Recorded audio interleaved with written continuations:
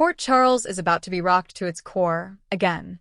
In a bold twist of fate, Drew Kane entrusts his most dangerous mission yet to a new but rapidly rising force. Kai, a mysterious yet loyal operative whose ties to Port Charles are deeper than anyone realizes. But Kai's mission comes with a shocking twist, brings Spencer Cassadine home, alive and in one piece. As this explosive 4,000-word spoiler preview unfolds, expect danger, betrayals, heartbreak, family reunions, and unexpected allies. From secret letters and Cassadine secrets to a romantic awakening and mob wars intensifying, this arc is one fans cannot afford to miss. Drew Kane sat in the shadows of the Quartermain boathouse, a file open on the table in front of him. His mind raced with conflicting emotions, guilt over Scout, the weight of Sonny's surveillance closing in, and the sheer chaos that had consumed Port Charles since Jason's return and Carly's fallout with the mob. But none of that compared to what he had just learned. Spencer Cassadine was alive. And not just alive. Spencer was being held prisoner in the unlikeliest of places, off the grid, in a deep underground facility tied to the remnants of Victor's old network. The intel came from a cryptic message delivered by a courier who only answered to one name: Kai. Kai, an enigmatic young man with piercing gray eyes and a moral code buried beneath layers of training and trauma, had saved Drew once before. And now, Drew was putting everything on the line again. Only this time, it wasn't for himself. It was for Spencer. He's more than a Cassadine. He's part of this town. He deserves to come home. That's what Drew told Kai before sliding the thick dossier toward him. Kai didn't flinch. He just said, "I'll get him back. But I need full immunity, and I need Trina to stay out of this." Drew blinked. Kai knew about Trina. He knew everything. Meanwhile, Trina Robinson had finally begun to make peace with Spencer's presumed death. Surrounded by art, she had thrown herself into her career at the gallery, even as Portia clung to her with tighter reins. But the ache never left. That was until Laura Spencer arrived with a trembling lip and news that nearly stopped Trina's heart. There's a possibility. Spencer might be alive. Trina collapsed into a chair as her world spiraled. Hope. Fear. Denial. Could she endure losing him all over again? Laura had gotten the word from Drew just hours before. And though she wanted to protect Trina, the truth was unraveling too fast. Trina wasn't alone in her grief. Laura, too, was spiraling, haunted by her failures to protect her grandson from Victor's twisted influence. She knew that if Spencer was still alive, he wouldn't come back the same. But what neither woman realized was just how close Kai already was, to Spencer and to danger. Kai slipped through the broken landscape of a coastal fortress hidden in northern Croatia. Beneath the old stones and cracked walls lay Victor Cassadine's last secret, a black site where rebels, scientists, and traitors had once experimented on the mind and soul. And deep inside, Spencer Cassadine sat shackled, not physically, but emotionally. He wasn't just being held. He was being reprogrammed, drugged, hypnotized, manipulated into believing he had no allies left. No Trina. No Laura. No one. But Kai, dressed in the gear of a mercenary and armed with knowledge from Drew's files, infiltrated the compound with ruthless precision. His one rule? No casualties unless absolutely necessary. It didn't take long before he found the prisoner listed only as Subject Orion. Kai hacked the terminal and smirked at the final security message. Orion must never remember Trina Robinson. Kai whispered to himself, "Then let's make sure he does." When Kai reached Spencer's chamber, he found a shell of a man, unkempt, dazed, whispering things about shadows and voices. Spencer's eyes fluttered when Kai injected a serum into his neck.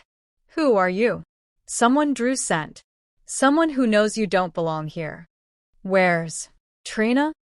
The name was a whisper, but it cracked something inside Spencer's heart. And that's when the flashes started. Images. Laughter. Kisses at the gallery. Trina crying at the Paris airport. The hug before the boat exploded. Trina?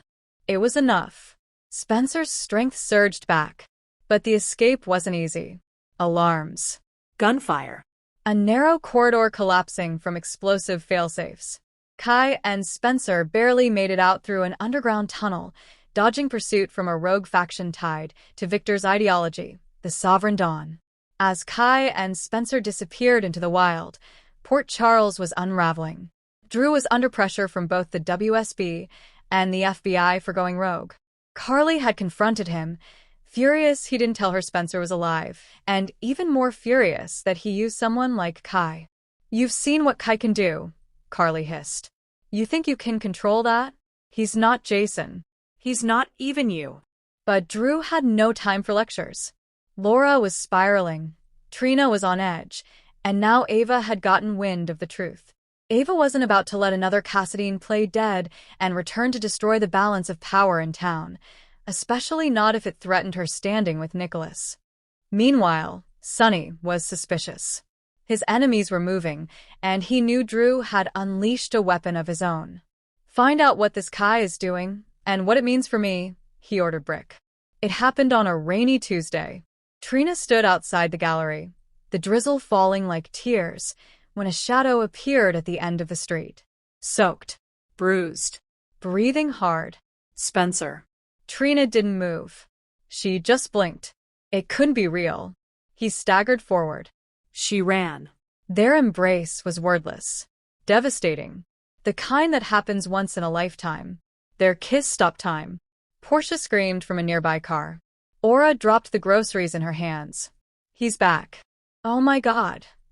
Back in Port Charles, Spencer was slowly reintegrated. But he wasn't the same. His eyes carried shadows, his voice a permanent echo of trauma. Yet one thing remained unchanged, his love for Trina. He promised her he'd never leave again. But he also admitted something else. "I wasn't the only one in that compound. Someone else is still trapped. Someone from Port Charles." It wasn't Nicholas. It wasn't Luke.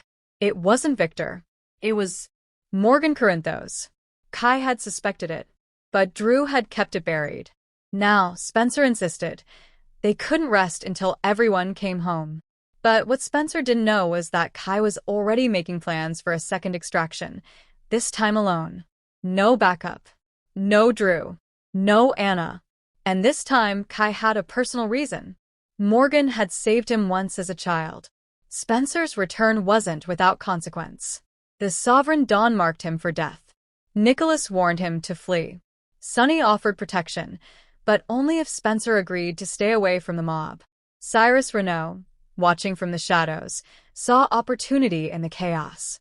"Spencer's return destabilizes the Cassadine legacy," he said. "And that's good for business." Meanwhile, Ava confronted Spencer. Her rage was raw.